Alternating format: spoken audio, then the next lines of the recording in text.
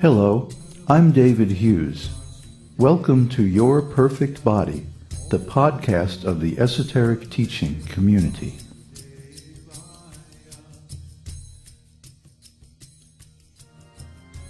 Today's selection is an essay entitled Vedic History, Part 2, The Vedic Empire.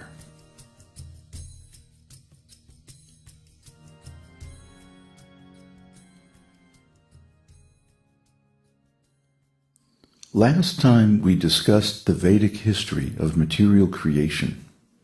Now, fast forward to the end of the previous Yuga, a little over 5,000 years ago. The Vedic Empire controlled the entire Earth planet.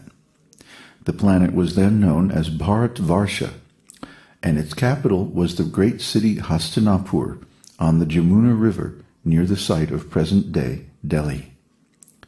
The Vedas clearly describe that the areas now known as China and the Orient, Russia, the Middle East, Africa, North and South America, and even Europe were part of that far-flung empire. At that time, the Vedas were the standard system of knowledge for the entire planet, and Sanskrit was the universal language of all learned people.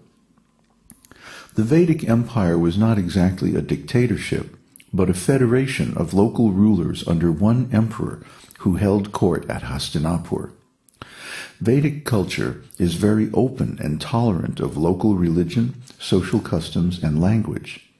It was simply recognized by all intelligent people that a world government based on esoteric spiritual principles is the best arrangement for the peace and prosperity of the world's citizens. Government administrators had to be qualified as great warriors to defend the people against criminally inclined people. But they also had to be qualified in realization of the esoteric teaching and approved by the Vedic masters.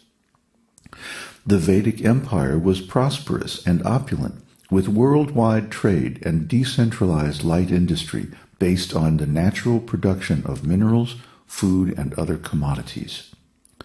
Poverty, homelessness, and ignorance were unknown. Complete education according to one's tastes and abilities was available to everyone under government subsidy, and even the most humble household had fine clothing, jeweled decorations, and dishes and other utensils of pure gold. Only yogis and others who practiced renunciation of material enjoyment and a simple life of spiritual realization in the forest were without such opulence. The Vedic civilization was very sophisticated. It is not that advancement of scientific thought and powerful technology are recent developments. The Vedic culture had extensive spiritual knowledge, vast environmental and natural resources, a high degree of ethics and development of the arts.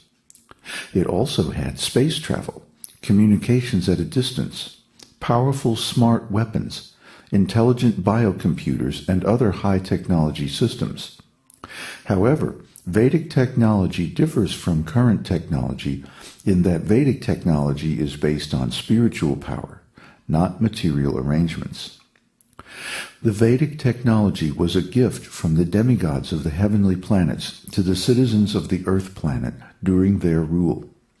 It was a mystic technology operated by special mantras taught to people according to their degree of spiritual attainment. The higher degree of spiritual realization one possessed, the more powerful the mantras they were allowed to use. Since the Vedic technology operated according to the subtle material mystic power of the demigods, people in general were not encouraged to seek mystic powers for themselves, but to concentrate on developing purity of heart and genuine spiritual realization. Vedic warriors and kings were highly spiritually qualified and ruled with the benefit of the citizens foremost in mind. The Vedic Empire was the most powerful warrior because, being the most spiritually advanced king, he had access to the most powerful mystic weapons. The subtle Vedic weapons technology is described in the Dhanur Veda, Mahabharata, and other Vedic works, allowed a single adept to defeat thousands of ordinary fighters. It also helped the Vedic Empire maintain order and control over the remote areas of the world from their court in Hastinapur. The entire Vedic civilization was based on spiritual realization, self-realization, or realization of the esoteric teaching. No one could attain a high position in Vedic society without the appropriate spiritual qualifications, even if they possessed the requisite material abilities. Thus, purity of heart and high spiritual character were valued over all other personal characteristics in Vedic society. Spiritual training began at an early age, and vocational education was based on astrological analysis and thorough testing of the student's aptitude for a particular type of work. Thus, a person's designation in Vedic society was not based on birth or economic status, but on a detailed and fair assessment of their character, interests, and abilities.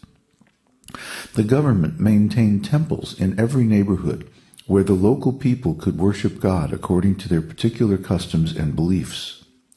No one was forced to adopt a particular religion, but all were expected to make steady progress in spiritual realization under the guidance of a qualified spiritual master teacher.